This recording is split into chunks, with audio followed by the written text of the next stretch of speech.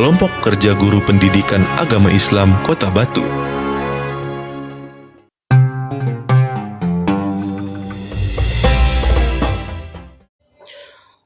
Bismillahirrahmanirrahim. Assalamualaikum warahmatullahi wabarakatuh. Alhamdulillah hamdan katsiran tayyiban mubarakan fih. Nahmaduhu wa nasta'inuhu wa nastaghfiruh. Wa na'udzu billahi min shururi anfusina wa sayyiati a'malina. Man yahdihillahu fala mudilla lahu wa man yudlilhu fala hadiyalah. Asyhadu an la ilaha illallah wahdahu la syarika lah. Wa asyhadu anna Muhammadan abduhu wa rasuluhu la nabiyya wa la rasula ba'dah. Bapak Ibu jemaah yang dirahmati Allah Subhanahu wa taala.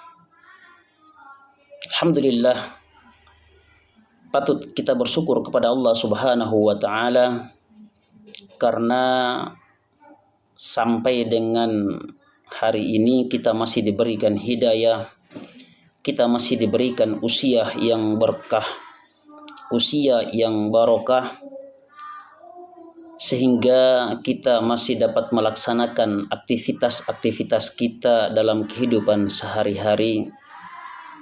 Ini adalah salah satu nikmat Allah Subhanahu wa taala begitu besar yang Allah berikan kepada kita. Kalau kita menghitung berapa banyak nikmat yang Allah berikan kepada kita, berapa banyak nikmat yang sudah kita ingkari, dan berapa banyak nikmat-nikmat Allah yang tidak kita pedulikan, antara nikmat dengan ujian. Lebih banyak nikmat yang Allah berikan kepada kita. Oleh karena itu jemaah yang dirahmati Allah Subhanahu wa taala, Allah Subhanahu wa taala memberikan penegasan kepada kita dengan dalilnya, dengan firman-Nya. Wa itta'adzana rabbukum la'in syakartum la'azidannakum wa la'in kafartum inna 'adzabi lasyadid. Dan ingatlah tatkala Rabbmu memaklumkan bahwasanya jika kamu bersyukur atas nikmatku, maka akan aku tambah nikmatku untukmu. Dan jika kamu kufur atas nikmatku, jika kamu ingkar atas nikmatku, maka azabku amatlah pedih. Salawat serta salam semoga tetap tercurahkan kepada junjungan kita Nabi Allah Muhammad sallallahu alaihi wasallam,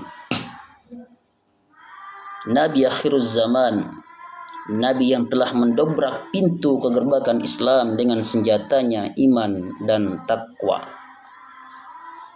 Bapak Ibu jemaah yang dirahmati Allah Subhanahu wa taala, di bulan yang penuh dengan berkah ini, di bulan yang penuh dengan ampunan ini, bulan yang penuh dengan maghfirah, marilah kita merenungkan makna puasa sebagai jalan menuju takwa kepada Allah Subhanahu wa taala.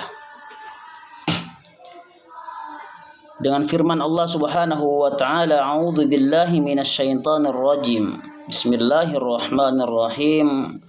Ya ayyuhalladzina amanu kutiba alaikumussyiyam kama kutiba 'alal ladzina min qablikum la'allakum tattaqun.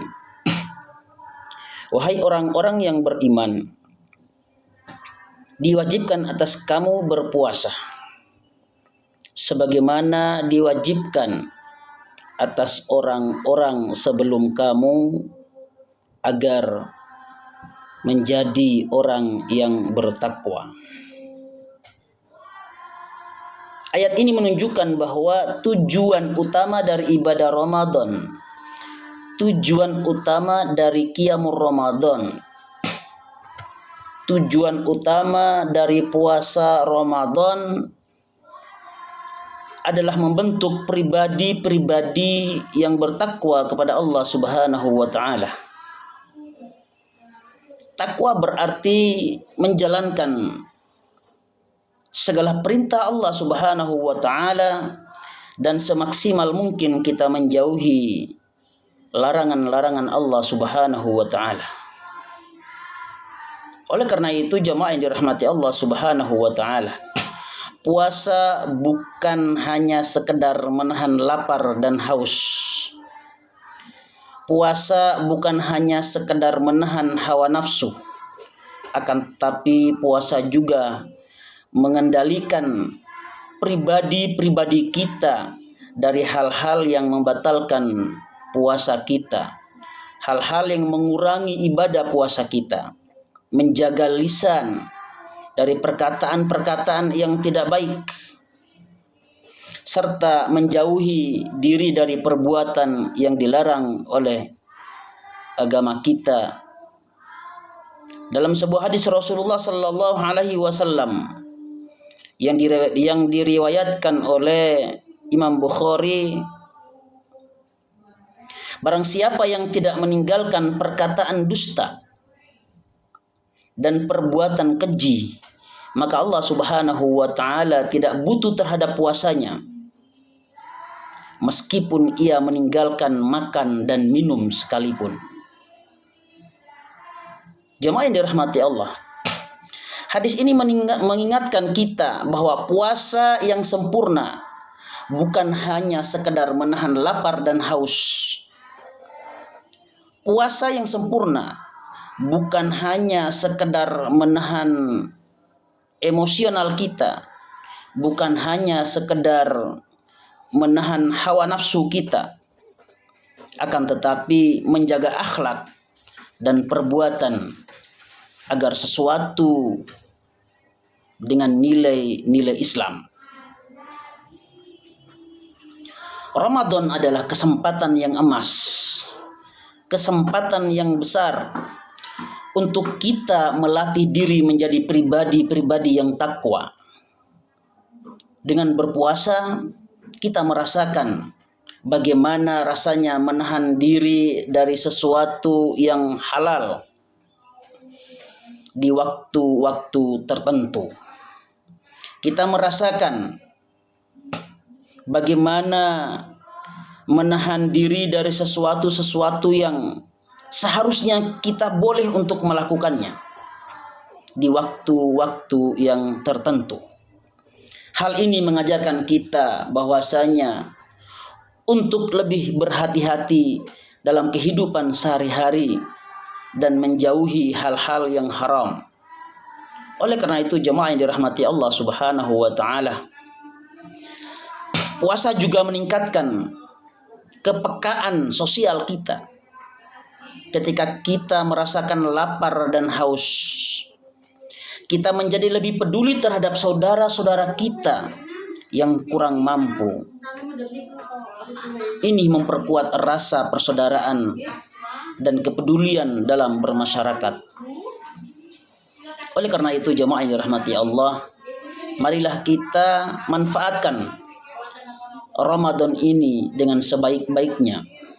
Jadikan puasa sebagai sarana untuk memperbaiki diri kita, meningkatkan ibadah-ibadah kita, dan mendekatkan diri kita kepada Allah Subhanahu wa taala. Semoga kita termasuk golongan orang-orang yang bertakwa kepada Allah Subhanahu wa taala.